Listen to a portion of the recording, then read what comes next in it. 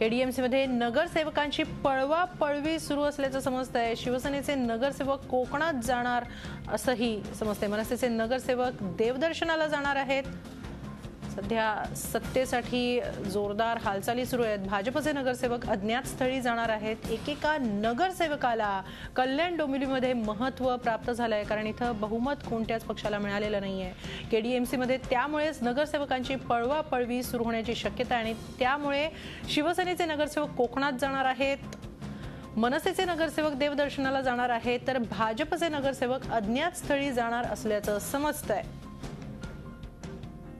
आपण याबाबत अधिक माहिती घेऊया आमचे प्रतिनिधी अजित मांढरे यांच्याकडून। अजित, नगरसेवकांची पळवापळवी सुरू होईल या भीतीने आता प्रत्येक पक्ष सतर्क झालेला दिसून येतोय। काय नेमकं घडतं आहे कल्याण डोंबिवलीमध्ये? हिमाली, जसं आपल्याला माहिती आहे की जो निकाल लागलेला आहे त्या संपूर्ण परिस्थितीमध्ये कोणाला स्पष्ट बहुमत मिळालं नाहीये। त्यामुळे मनसे असेल आणि अपक्ष असतील यांची पळापळवी सगळ्याच पक्षांना करावी लागणार आहे। विशेष करून शिवसेना आणि भाजपना या दोन्ही जे अपक्ष आणि मनसे आहेत त्यांची पळापळवी करावी लागणार आहे। विशेष करून मनसे जे आहे, मनसेचं म्हणणं आहे की त्यांच्याकडे त्यांचे 9 अधिकृत आणि 1 पुरस्कृत उमेदवार आहेत।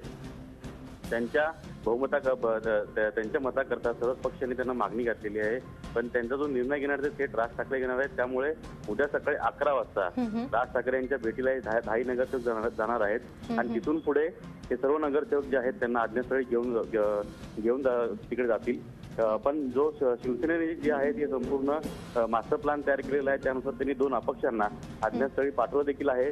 त्याच पद्धतीने त्यांच्या 2 आमदार आणि 2 खासदारांवरती ही संपूर्ण जबाबदारी देण्यात आलेली आहे। स्वतः एकनाथ शिंदे या पळवापळवीचं नेतृत्व करणार आहेत अशी माहिती आपल्याला मिळालेली आहे। कारण का सत्ता स्थापन करणं आणि 5 वर्ष राज्य करणं या संपूर्ण दोन्ही पक्षांना खूप जड जाणार आहे।